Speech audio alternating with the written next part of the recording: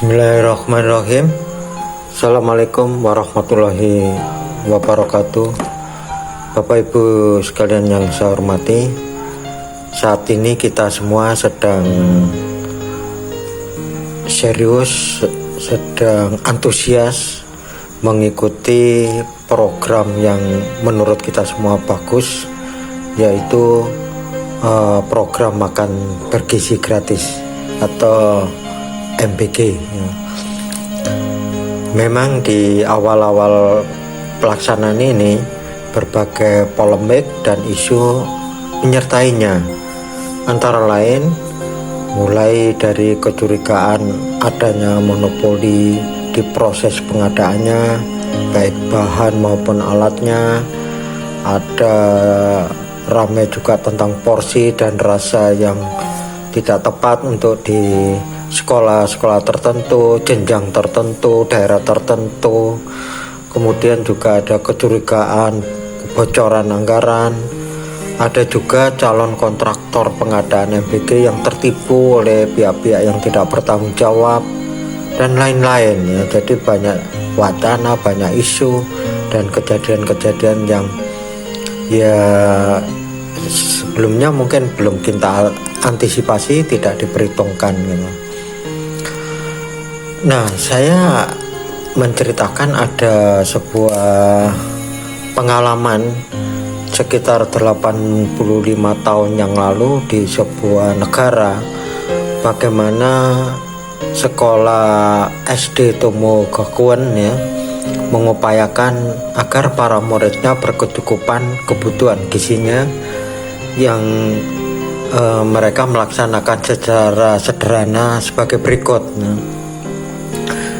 Pertama, setiap anak diwajibkan membawa bekal makan siang yang mengandung sesuatu dari pegunungan, yaitu karbohidrat dan sayur serta buah, dan dari laut, tentu ini ikan dan atau protein ya. Jadi seperti itu yang disampaikan kepada para murid dan kepada para orang tua.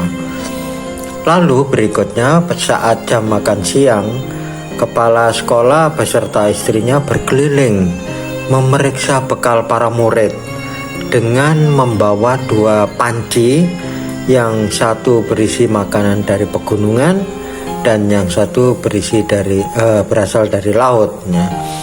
Lalu kepala sekolah memeriksa satu persatu dalam rangka memastikan setiap anak terpenuhi kebutuhan gizinya, karbohidratnya, sayur mayur, dan proteinnya.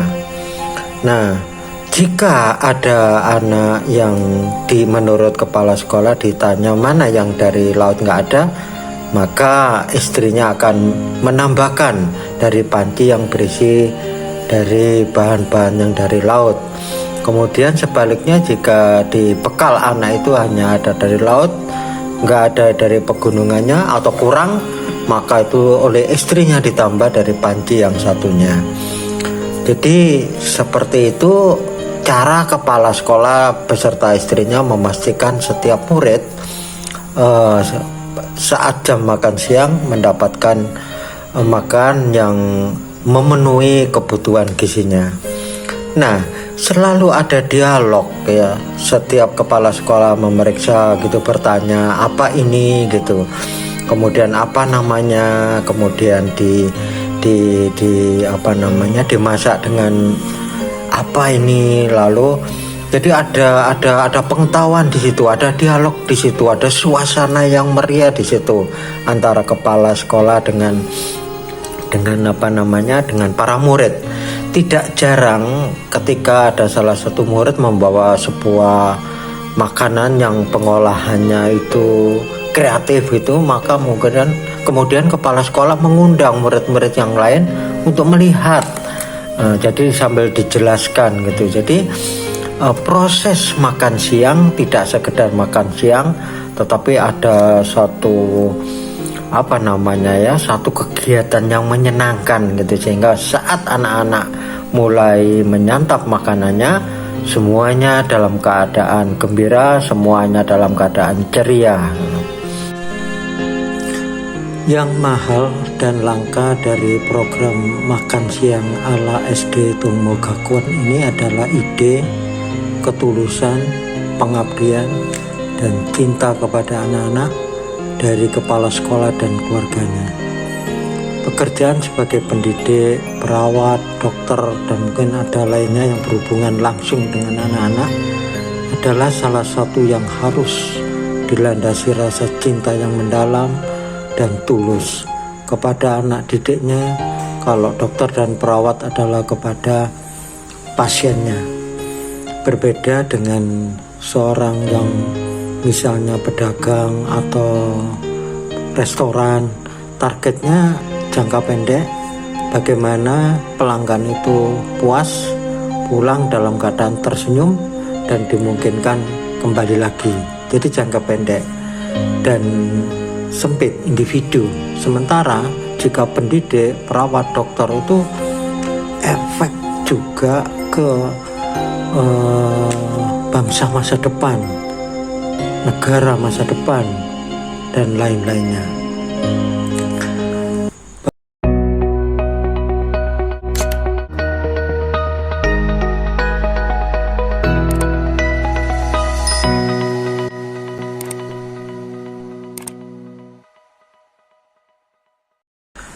Bapak Ibu yang saya hormati, berkaitan dengan program makan bergizi gratis ini, ada juga sebuah sekolah yang sudah mengambil inisiatif menyelenggarakan MBM, makan bergizi mandiri ya.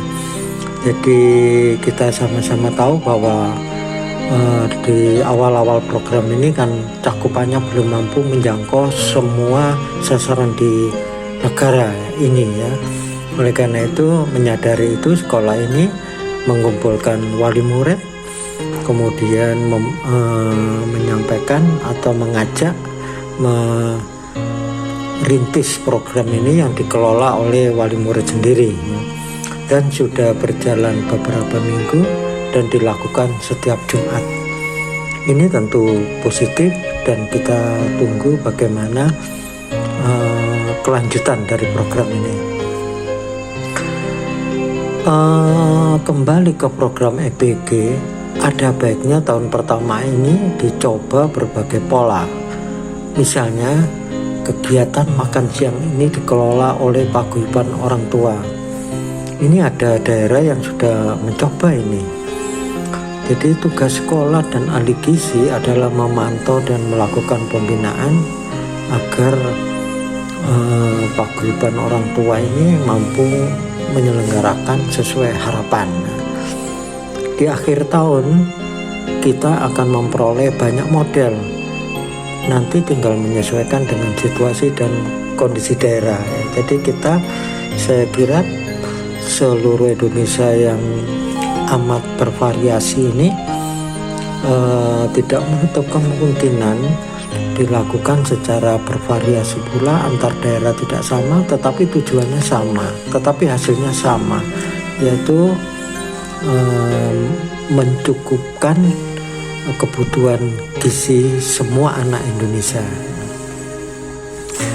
Ada sekolah juga yang menguji coba dengan diserahkan ke paguyuban orang tua. Ini punya nilai positif ya. Antara lain, berdasarkan beberapa penelitian, orang tua yang bekerja sama baik dengan sekolah ternyata memberikan pengaruh positif terhadap prestasi akademik anak-anak dan juga karakter dari anak-anaknya. Jadi orang tua yang sering datang ke sekolah untuk urusan yang positif, jadi ada kerjasama yang bagus antara orang tua dan sekolah, itu penting bagi pertumbuhan dan perkembangan anak-anak. Nah, orang tua jika diberikan tugas menyiapkan makanan untuk anak-anaknya, tentu akan berupaya memberikan yang terbaik untuk anak-anak.